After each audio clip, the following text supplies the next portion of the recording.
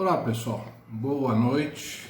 Estamos indo para o nosso quinto vídeo e mais uma vez vamos trazer um tema recorrente nos tribunais com importantes dicas para você, síndico, inventariante, administrador, a respeito da prestação de contas.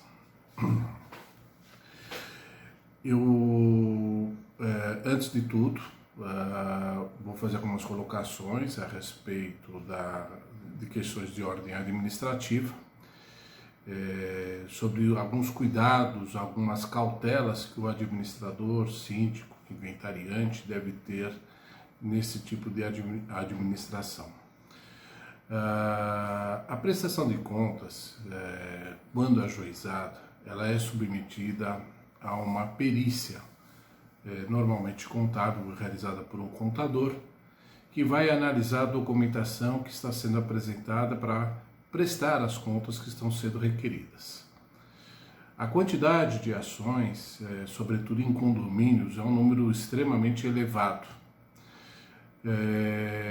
E o que nós regularmente encontramos nesse tipo de prestação de contas e que acabam gerando prejuízos significativos ao síndico, ao administrador, ao inventariante, é quanto à documentação apresentada na pasta de prestação de contas.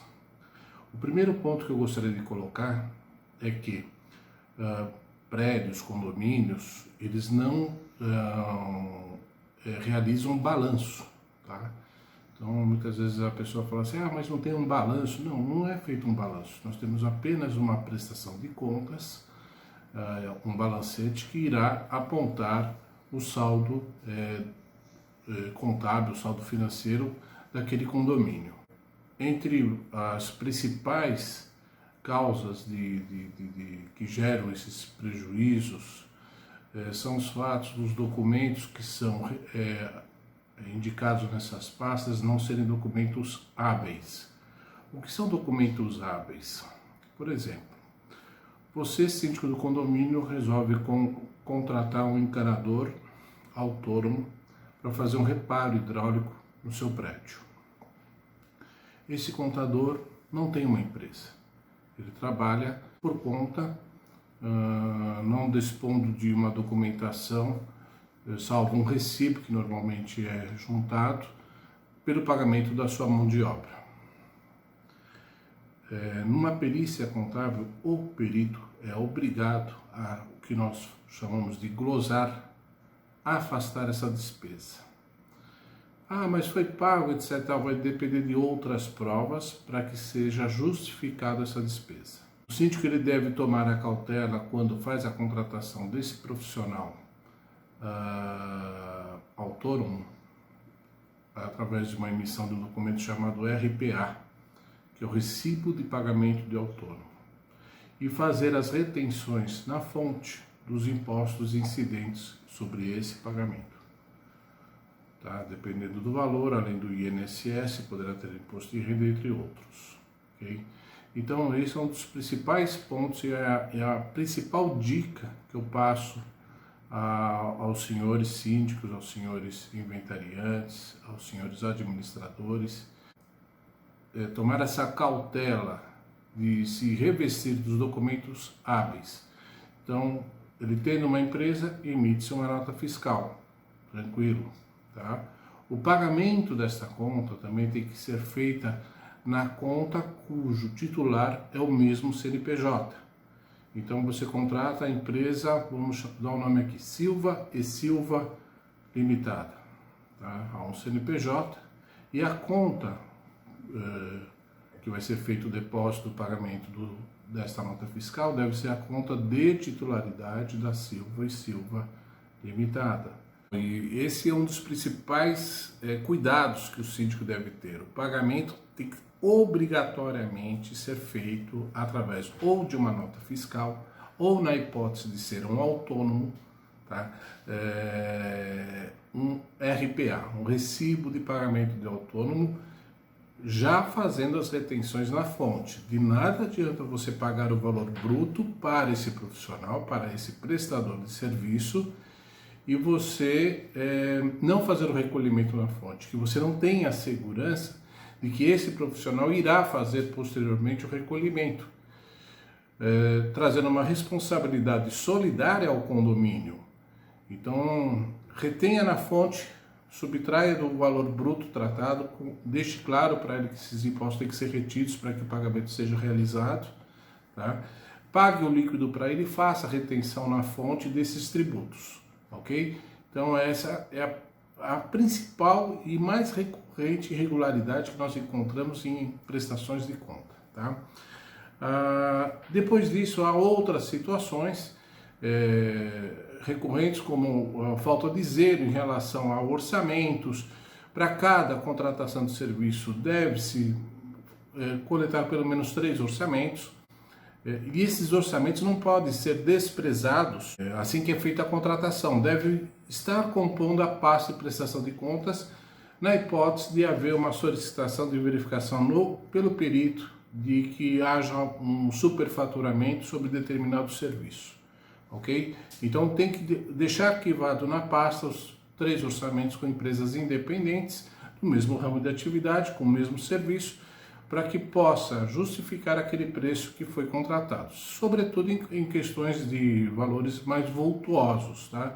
Quando você vai fazer uma obra no prédio, quando você vai fazer uma pintura do prédio, quando você vai fazer um trabalho da parte do corpo de bombeiros, o AVCB, entre outros, é fundamental que você guarde esses orçamentos nessa pasta de prestação de contas. Então são as dicas que estamos passando aqui para que você evite problemas lá na frente. É muito comum quando há eleição de novo síndico, às vezes o síndico, às vezes por até inexperiência, olha as pastas, não compreende bem os números e acaba sugerindo a abertura de uma prestação de contas judicial. Isso vai cair na mão de nós, profissionais, peritos contábeis, e a gente vai observar essas questões. Por que não é aceito um recibo, por exemplo, de papelaria de um prestador de serviço? Porque não é um documento hábil. Infelizmente, nós temos normas, a NBC TT01, NBC PP01, basta você pesquisar na internet, você vai encontrar que são as normas brasileiras de contabilidade, que determinam os critérios que o perito auxiliar do juiz deverá proceder nesta peritagem, tá? E validar esses números. O processo não só compreende o documento hábil, mas também a certificação, a autenticação, a verificação dos valores, a conciliação bancária, tudo isso é feito pelo perito. O perito vai analisar de forma visceral essa prestação de contas, para que ele possa dar aprovação ou não, ou apresentar as devidas ressalvas, justificando-as. Sempre você coloca a ressalva e justifica por que a determinada conta não está sendo aprovada. Ok? Então, para você mitigar, para você evitar problemas futuros, procure seguir uma administração, ter uma administradora, caso não seja o próprio prédio que faça, seja um terceiro, tá? Que tenha larga experiência nesse tipo de documentação, para que lhe auxilie, oriente a cada contratação, a cada documentação a ser arquivado, ordem cronológica, por exemplo, uma pasta de prestação de contas, você tem que ter lá os orçamentos, você tem que ter a ordem de serviço, você tem que ter a nota fiscal, você tem que ter o comprovante de pagamento saindo da conta do condomínio ou da administradora, dependendo do tipo de contratação, para o destinatário, não pode ser para terceiros, com a atenção de que o dinheiro tem que sair ou do condomínio ou da administradora de condomínio, dependendo da forma de contratação que foi feita. Okay? Às vezes, aquelas administradoras que trabalham com conta pool, tem que haver esse comprovante saindo desta administradora ou do prédio, caso seja uma conta do próprio prédio, destinado ao CNPJ. Ok? É fundamental que isso seja muito bem organizado para que facilite o trabalho de uma perícia, facilite o trabalho até da conferência dos próprios condôminos, tá? E não se aceitem absolutamente qualquer alternativa. Você não deve fugir porque você responde, você síndico, você administrador, você inventariante, você responde solidariamente, tanto na esfera civil quanto na esfera penal. Tá? Então, quando você faz a contratação, certifique se a pessoa tem uma empresa, se não tem uma empresa. Já adiante era que a contratação é feita via RPA, tá? Para que possa fazer a retenção na fonte dos tributos, seja juntado nesta pasta de prestação de contas as guias de recolhimento desses tributos. Existem recibos, existem na internet vários modelos de RPA, você pode utilizar, para que você tenha uma documentação hábil. Isso que eu chamo de documentação hábil. É uma documentação que torna a prestação satisfatória, ok? Então essa é uma das principais dicas que a gente gostaria de passar. Os extratos bancários tem que estar também acompanhando essa pasta de prestação de contas, o extrato da conta que é a movimentação. Caso envolva uma conta pool, normalmente a administradora do condomínio ela fornece uma espécie de extrato consolidado só para aquele prédio, com todas as receitas, ou seja, as receitas oriundas normalmente das cotas condominiais, aluguel de salão de festas, entre outros, e as despesas tanto ordinárias quanto extraordinárias do prédio. Não preciso também deixar de falar que é fundamental você conhecer a convenção do condomínio, o regulamento do prédio, as questões das licenças, a VCB, entre tantas outras, que você tem que ter uma programação disso muito atenta, muito bem administrada, para que você também não tenha problemas nesse sentido. Então são essas principais dicas que eu gostaria de passar para que você evite o que a gente acaba encontrando no judiciário. Uma infinidade de ações de prestação de contas, e aí o síndico procura nós, peritos, através dos assistentes que eles indicam, que eu não posso atender diretamente. Quando eu estou na qualidade de perito do juiz, eu não posso atender o advogado ou as partes, mas eu posso atender os assistentes técnicos indicados por esses.